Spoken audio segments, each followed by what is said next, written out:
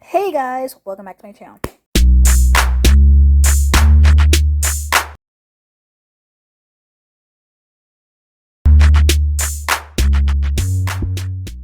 If you don't know this beat, it's a girl KylerB coming at you for a new video.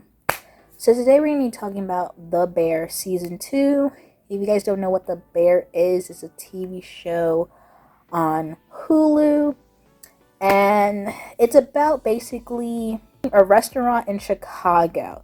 The premise is basically, obviously, if you didn't know, this guy who's from an Italian family, he basically owns the restaurant after his brother basically, ended his own life and basically left the restaurant to himself. He's basically one of the top chefs. He used to work at a top restaurant in the world. He's one of the top chefs, and now he has to repair this rundown restaurant and build it from the ground up, and basically he's taking on the previous workers that his brother left and stuff like that, and basically trying to repair this restaurant.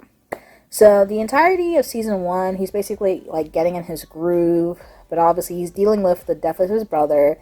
He has a lot of traumatic family issues and whatnot, like his relationship with his sister, and obviously in this season you see his relationship with his mother and his other family members, and how he deals with things is very much traumatic because of the things that he experienced.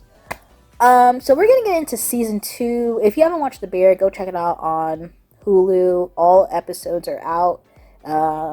Season 3 is gonna most likely get put out until next year, hopefully, but we're dealing with these strikes. The actors just went on strike. The writers have been on strike.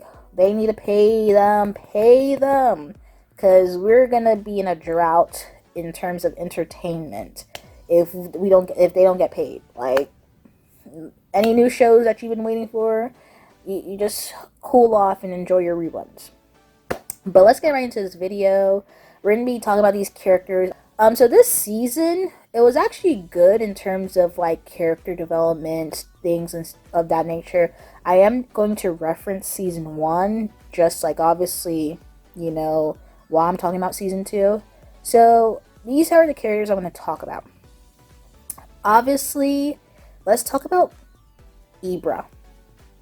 Ibra, his character, obviously, he was just basically fighting change, or he was just not used to change, and he didn't want to get to it, because obviously we find out in the beginning of the season, after they found the 300,000 in the cans of spaghetti sauce, they had that money, plus they had to ask for another 500,000 to build up the restaurant.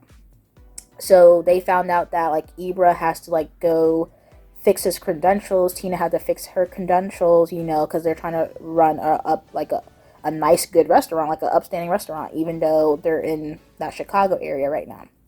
So they sent Ibra and Tina to school, and Ibra, obviously, he was dealing with a change situation. He's used to just doing how he do things, but obviously the way that the school is teaching him, he's just not used to it. So he kind of quit. He quit on Tina, and he's just stopped going to the school. And I think he suffers from arthritis as well. So I think there's something about how he chops the whatever he's chopping, it's kind of irritating his hand. So I would like to see more in depth of Ibra's story, because we don't really see much. But obviously, he seems like a self-taught cook. He knows how to get the job done. Usually, the workers from the Beef, who's now working at the Bear, if you're a good cook, you don't really need to have too much of credentials. It was basically a basic restaurant. So, but now they're trying to upscale it and basically keep it, up to standard, up to par, a French kitchen. Tina, this season showed a lot of growth, especially from season 1, after she was messing with, Sydney, and then Sydney basically just showed her even though you're kind of stubborn to learning new things and whatnot, I'm trying to like help you for it to be better.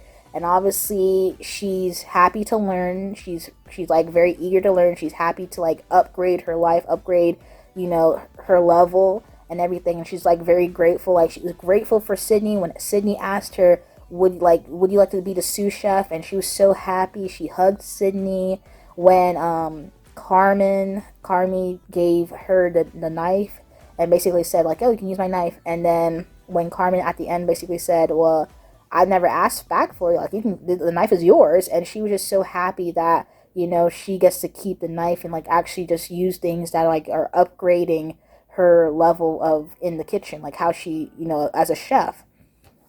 It was very nice to see, Tina. And obviously towards the end, like we're gonna get there later, but towards the end, like she really stepped up. Like, yes. Anyway, let's talk about Richie. Richie this season, I wouldn't say he had a really good character arc. I think episode 7, Forks, really showed you, his character arc. The fact that, like, he goes to this restaurant and basically he's like staging. He's staging at this restaurant, basically learning how they do it for a week.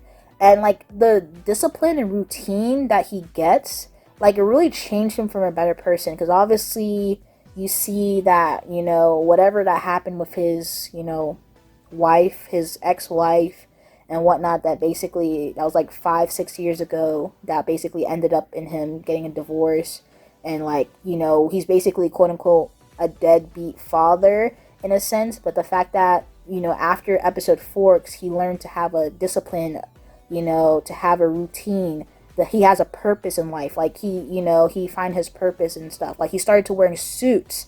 Like he actually stepped up to the plate, and I'm just like, wow. Like his character arc is actually really nice, because he used to just be there, just being like against, the change of the restaurant and the uplifting of the restaurant. He used to be so against. He's like, oh, it's a an ecosystem or whatever. Like if you change the dynamics, it's gonna be so like bad, but change can be good, and they didn't like, he was one of the people that did not like change, even though Sydney, she's very new, she was trying to help the restaurant with her ideas, obviously help Carmi with the ideas and whatnot, he just didn't like change, he was so against it, he was just like, nah.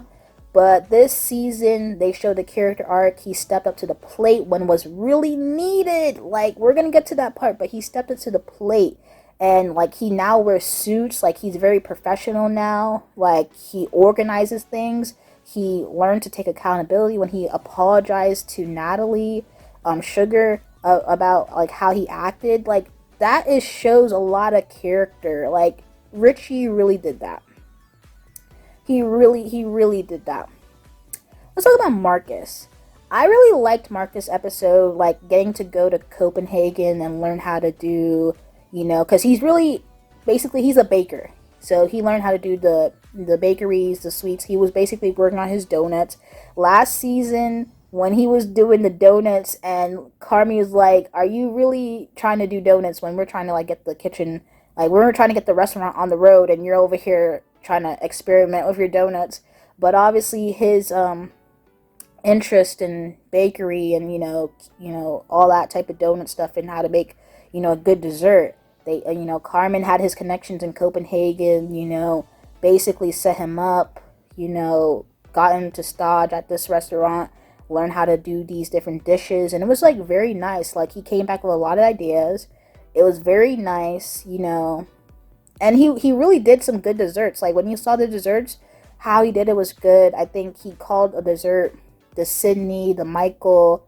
Like it was very nice. Like Marcus is really good at what he does in the bakery. Yeah, let's talk about Sugar Natalie. They basically call her Natalie, but like Sugar just pops up like every now and then.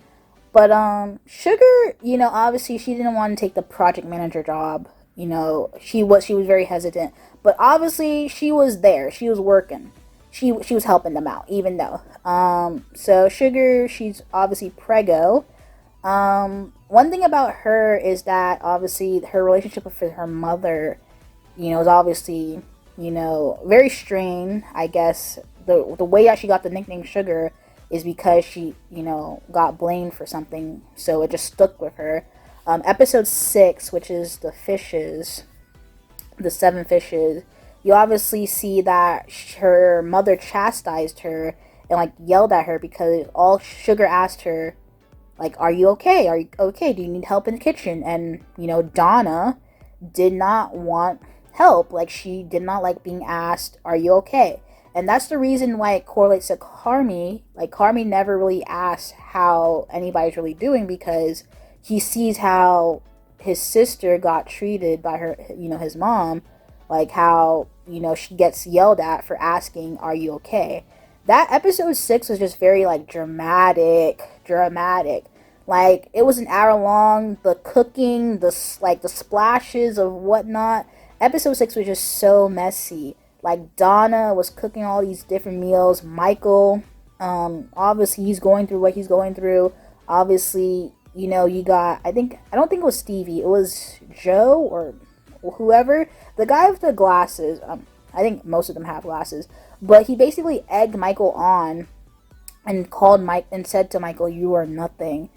And Michael basically was throwing forks at him. Like, you're telling this person who's an addict, you're nothing. Like, he's very much over the edge right now. And you're telling him you are nothing and basically, like, egging him on. And, even though Stevie said said the prayer and blessed the food and whatnot, you're still egging him on. So Michael still threw the forks at him. Basically had this whole argument inside the house. And then after Donna yelled at Sugar, Donna then drives the car through the house. Like, that was so, like, for a Christmas episode, that was like one of the traumatic, like, basically dramatic Christmas episodes. Like, you can understand why, Natalie and Carmy is like the way they are. Like, you can understand the dynamic in that family. It was just a lot. Let's talk about Sydney. Sydney really goes through it. I think Sydney, basically what she was doing this season was basically trying not to fail. From her father telling her that a lot of these restaurants in Chicago are shutting down and stuff like that. When she was going to other restaurants and like trying their different foods and whatnot and like listening to their businesses and how they stuff like that. And like one girl was like, do you trust your partner? Like, is your partner, helpful? Like, whatever. This one partner, like, let all the money went down the drain, and we basically lost a restaurant. The restaurant closed down. Basically, she just wants not to fail. And the fact that they had to expedite the opening of that restaurant for 3 months, they had to make sure the opening of the restaurant was up to par in 3 months. And she was basically doing almost over 100% of the work because Carmy was so literally with Claire the whole time and getting like sidetracked by Claire. Like come on. Like, Sydney, she was supposed to go with Carmy to go test out all these different foods in Chicago. And she was like, Carmy was like, meet me there in, I guess, so and so minutes or in the next hour. She gets there, he's sidetracked by Claire. So, and he basically left her on red, or basically took so long to respond back to Sydney. And then Sydney had to go do everything by herself. Obviously this season, Sydney you can obviously see that she was quote unquote jealous of the whole relationship between Claire and Carmy, but obviously she's basically holding 100% of the weight in this whole business deal. She's not even getting paid. She's not getting paid. Carmy, Sydney, and Sugar, Natalie, they weren't getting paid. They had to basically take a pay cut so people like Tina, Ibra, Gary, Marcus can still get paid, so still get a wage. You know what I'm saying? So they had to take a pay cut and basically work for free for all these months until they open the restaurant and get a profit. So she was doing all that for free, and Carmy wasn't even helping her. So I can definitely understand why she, was very upset, very irritated by how Carmy was acting. And I'm glad that in the end she got her win because she really needed it. I'm so glad. I'm so glad she got her win on opening night. Like, people liked the food, everything was going good. And last but not least is Carmy. Carmy definitely needs help. He definitely needs help. the fact that in episode, what, 8 or 9, he was having a panic attack, and Sydney was thinking of Sydney was the only thing that calmed him down. Obviously, on opening night, the person that he worked for, I think in New York, that who used to call him all these different names and call him down and all that stuff, he was basically having so much PTSD that anybody who looks remotely like that guy that he worked for basically sends him basically over the edge. He starts yelling at people. Like last season, he yelled at Sydney, raised her voice at Sydney. Sydney left. Sydney quit. And then he did it again on opening night, and Sydney had to be like, yo, calm down, like relax. Cause like you made Sydney quit the first time, like, and now you want to yell? Like, you need to relax. Like, what are you doing, Carmi? So he was yelling, and obviously because he wasn't holding his half of this, the deal, a partnership with Sydney, he forgot to call the fridge guy. The fridge needed to get fixed before opening day, opening night, whatever, friends and family night. And he went into the walk-in freezer to get something. And then when Marcus tried to get into the freezer, the handle broke. So he was locked into the freezer. And then they were on a time limit. Like, the restaurant still needs to get on the road. And because he never called the fridge guy, that was the result of his mistakes. So Richie had to step up to the plate. Whilst, he's like, I can do it, chef. So he stepped up to the plate, helped Sydney out, helped Tina out. Sydney, Richie basically hold the fort down. They got everything done. They did not get into the deep end. They had that restaurant down, like, without the help of Carmi. That's just hopefully he goes off the edge for that reason. But the fact that them three held that restaurant down, like, says a lot. And plus, I think Natalie as well was also helping. Obviously, with the result of him being sidetracked by Claire, he basically was going on a rant in the walking, freezer. And he was just like, even if I was ever happy or whatever, in the relationship with Claire, like, I don't deserve her. Like, I don't want it. You know what I'm saying? Like, basically, Claire was basically the reason, he was getting so much sidetracked. So Claire walked into the back, which I feel like, even though you're friends with the family or whatever, you shouldn't be able to be walking into the back like that. Like, but granted, it was family and friends night, so I guess you get the pass. But she walked into the back and was basically listening to everything that Carmi was saying, and then Carmi didn't even realize she was out there. So he said all of that, basically, breaking Claire's heart. So I guess they're over, but, Carmi didn't know how to juggle making sure he was getting his work done and getting into a relationship. So then when Richie was like, what did you do? Because Richie, Neil, and I guess all of them were basically, pushing for Carmi to get with Claire. They, like, for years now, they wanted Carmi and Claire to get together, because Claire really liked him, he really liked her, They thought that were the perfect match. So the fact that he basically, broke Claire's heart because Claire heard what he was saying, Richie was like, why can't you let, anything good happen to you, And then he called him Donna. And, like, obviously that's like a trigger as well for, Carmi. He called him Donna, and, it was just like a lot for him. But, Donna even showing up to the opening night and basically didn't know that, Sugar was preggo. She didn't even know that. She didn't even want to come into the restaurant. Pete had to, like, meet her outside, and he was like, what are you doing? Like, just come inside. And she was like, no, I can't come inside. Like, both your daughter and son, are basically doing really well, and you don't even want to see them. It was just very sad. Like, to see that family dynamic was just very sad. Very, very sad. But yeah, let's talk about the Sid Carmi situation. We can all see it's a slow burn. Like, just get on the bandwagon. It's a slow burn.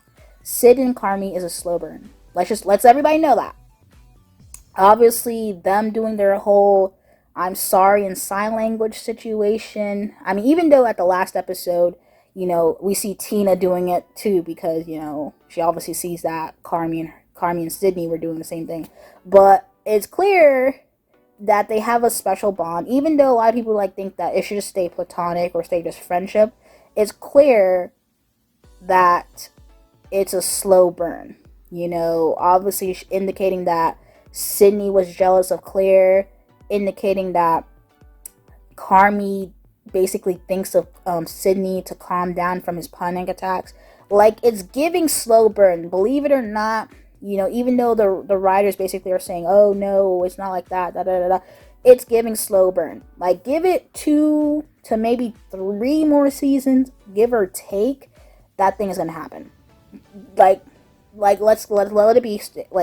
I'm a Sid, Carmi, let's go. It's gonna happen. Hopefully the Bear does get more seasons because there's a lot of good dynamics that needs to be fleshed out. It needs to get fleshed out, literally. The fact that, we're gonna have to see Carmi get out that freezer. Also the guy who was basically doing drugs on his shift, why did he even get hired? How are you doing drugs on the opening night of a restaurant? And Marcus had to come find you in the back alley and basically say, I gotta 86 you. I gotta fire you. Do you know how sad that is?